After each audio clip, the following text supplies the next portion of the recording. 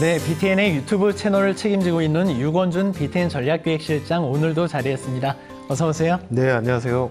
네, 먼저 이제 지난 시간 내용부터 정리해 주실까요? 네, 지난 시간에는 간단하게나마 유튜브 실시간 스트리밍하는 방법에 대해서 좀 살펴봤고요. 스마트폰을 이용해서 카메라 한 대 갖고 하는 방법, 그다음에 스위처를 이용해서 카메라 몇 대를 사용해서 하는 방법 이렇게 살펴봤습니다. 스트리밍에 대해서 더 궁금하신 분들은 유튜브 통해 갖고서는 배울 수 있는 채널들이 여러 개가 있으니까 찾아보시면 더 좋을 것 같습니다. 네, 그럼 오늘은 어떤 내용 준비해 오셨나요? 예, 오늘은 조금 다른 측면에서 유튜브 콘텐츠 제작에 대해서 좀 살펴보려고 하는데요. 주제는 불교 유튜브 콘텐츠 제작을 하는 데 있어서 언어 사용의 문제를 좀 살펴보려고 합니다. 그 언어의 문제 저도 참 공감이 되는데요. 너무 어려운 한자들이라든가 생소하고 어려운 용어들, 네. 불교계는 특히 많잖아요. 네. 불교 콘텐츠에 좀 다가가기 어렵게 만들 것 같은데요. 예, 그렇습니다. 불자들은 뭐 익숙하시기 때문에 쉽게 생각하실 수 있지만 그렇지 않은 분들은 굉장히 어렵게 접근할 수 있는 거거든요.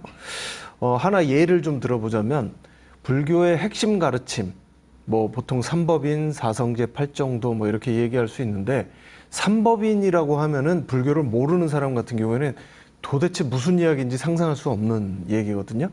이 삼법인을 영어로다가 이렇게 표현을 하면 Three Marks of Existence 이렇게 이제 표현할 수가 있어요. 그러니까 뭐냐면은 존재가 가지고 있는 세 가지 특징 이렇게 할 수 있는 거죠. 영어로 풀어놓으면은 이 언어 자체가 굉장히 명료하게 이해할 수 있는 측면이 있거든요.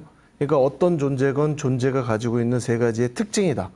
그러니까 모든 것은 변하고 모든 것은 조건 지어진 나를 만들어주는 것일 뿐이고 그렇기 때문에 나라는 존재라는 건 없는 것이고 그렇기 때문에 그 조건 지어진 그 상태에서의 나 때문에 계속 괴로워하는 것은 집착일 뿐이다. 이렇게 하면 굉장히 설명이 간단하거든요.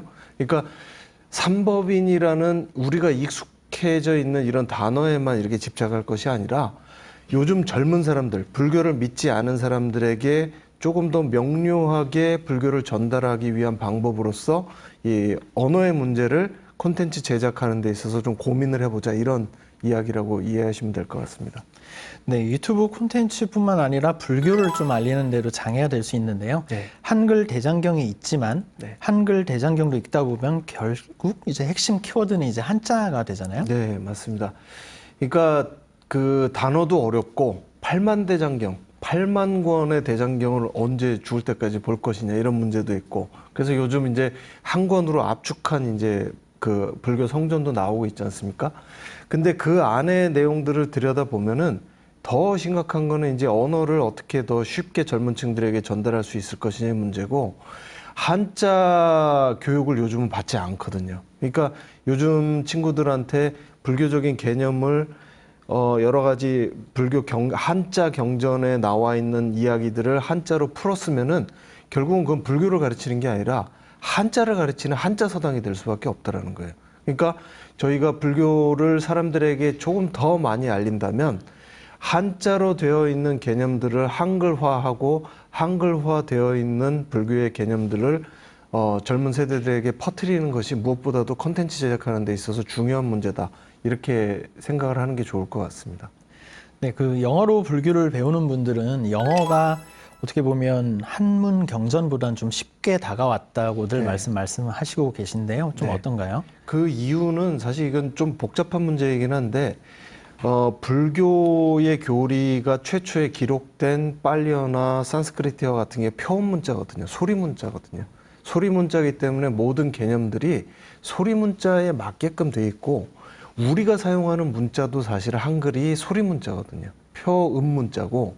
근데 문제는 그거를 전달되는 과정에 있어서 한자 그러니까 표의 문자 뜻 글자로 이거를 다시 바꾸고 뜻 글자로 바뀐 경전을 다시 이제 표음 문자로 소리 글자로 바꾸다 보니까 경전의 내용이 이렇게 압축되고 이 문화의 특성을 반영을 하면서 사실은 좀 틀어지는 측면도 있고요. 그러니까 정확한 내용을 알려면은 굉장히 공부를 많이 해야만 알 수 있는 그렇게 이제 바뀐 거죠.